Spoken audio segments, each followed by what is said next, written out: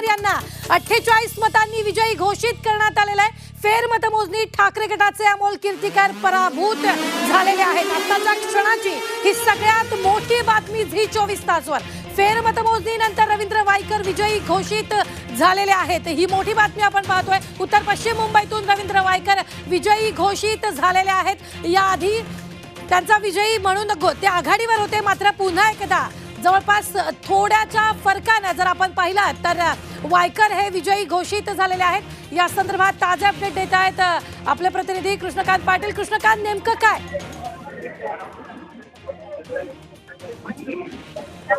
सध्या मी गोरेगाव इथल्या नेसपूर मतदान केंद्राच्या पायऱ्या उभा आहे। आपल्याला पाहू शकतो की अनेक कार्यकर्ते जे आहेत ते जात आहेत, परंतु एक महत्वाची गोष्ट आहे की रवींद्र वायकर यांचा विजय झालेला आहे। 48 मतांनी ते विजय झाल्याचं घोषित करण्यात आलेलं आहे। परंतु त्यानंतर देखील अमोल कीर्तीकर यांनी मात्र त्याच्यावर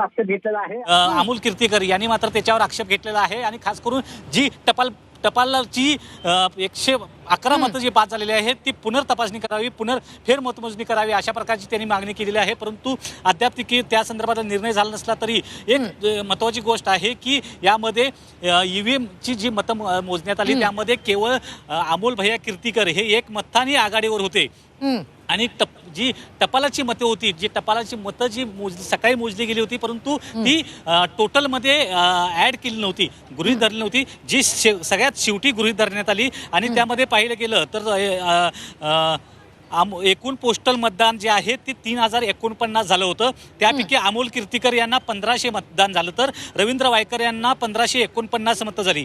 त्यामुळं 48 मतांनी रवींद्र वायकर यांना विजयी घोषित करण्यात आलं। परंतु यामध्ये टपालाची 111 मतं जी बाद झालेली आहेत ती पुन्हा मोजावीत आणि फेरमोजणी करावी, अशा प्रकारची मागणी अमोल भैया कीर्तीकर यांनी केलेली आहे। या मागणीचा अद्याप निवडणूक अधिकाऱ्यांनी विचार केला गेला नसला तरी सध्या तरी रवींद्र वायकर यांना 48 मतांनी विजय झाल्याचं घोषित करण्यात आलेलं आहे। अगदी सुरुवातीपासून आपण पाहू शकतो की कृष्णांत तब्बल किती मतांचा फरक या सगळ्यामध्ये पडलेला आहे? कारण वायकरांना जर विजयी घोषित केलं तर किती मतांचा फरक यात आहे?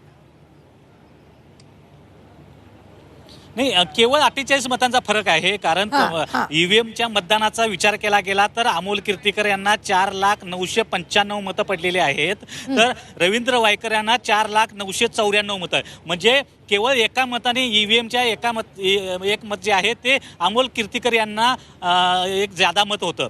त्यापैकी पोस्टल मतदानाचा जो विचार केला तर पोस्टल मतदान हे सकाळी मोजलं गेलं होतं, त्यामध्ये 49 मतांनी